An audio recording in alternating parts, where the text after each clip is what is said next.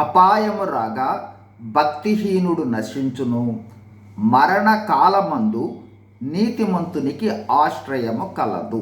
సామెతలు 14:32.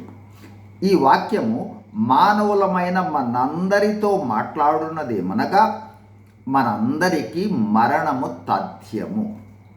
అయితే మరణము తర్వాత కూడా మనము ఆత్మస్వరూపంలో నిరంతరము జీవిస్తాం. ఎందుకంటే మనలో ఉన్న ఆత్మ నిత్యుడైన దేవుని ద్వారా పొందుకున్న ఆత్మ. ఆదికాండము 2:7. దానికి ముగింపు లేదు. శరీర మరణము కేవలము భౌతికమైన శరీరానికే.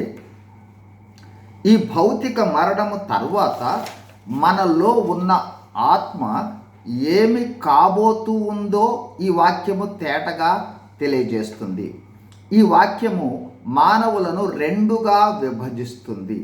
ఒకటి నీతిమంతులు, రెండు భక్తిహీనులు, అంటే నీతిమంతులు కానివారు. అలాగే మానవుల ఆత్మలు వెళ్ళు స్థలాలు కూడా రెండు.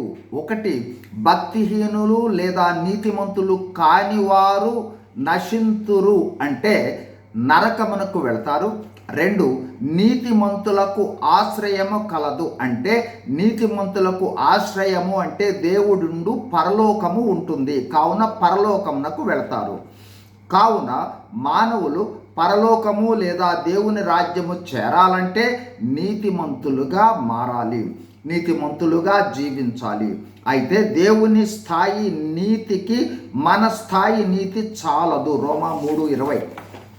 అందుకోసమే మనలను నీతిమంతులుగా తీర్చేందుకు దేవుడు తన కుమారుడైన యేసు ప్రభువును మన పాప విమోచన కొరకు తన అమూల్యమైన, నిర్దోషమైన, నిష్కలంకమైన రక్తమును చిందించేందుకు ఈ లోకమునకు పంపాడు.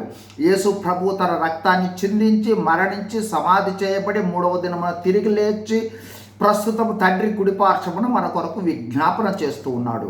ఎవరైతే తమ పాపముల విషయమై పశ్చాత్తాపపడి యేసు ప్రభువును విశ్వసిస్తే, రోమా 3:24, కాబట్టి నమ్మువారు ఆయన కృపచేతనే క్రీస్తు యేసు నందలి విమోచనము ద్వారా ఉచితముగా నీతిమంతులని తీర్చబడుచున్నారు. కావున యేసు ప్రభువును విశ్వసించి నాశనము నుండి తప్పించబడి ఆశ్రయమైన పరలోకమునకు చేరమనవి.